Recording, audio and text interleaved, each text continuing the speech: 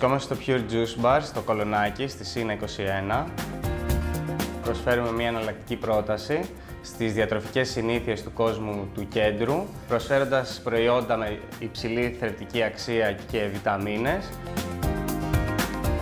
Στο μαγαζί κάποιος μπορεί να βρει πέρα από superfood smoothies, πάρα πολύ ωραία wraps με πίτα από σπανάκι, σολομό, αλλά και πουτίγκες από σπόρους τσία με διάφορα φρούτα εποχής.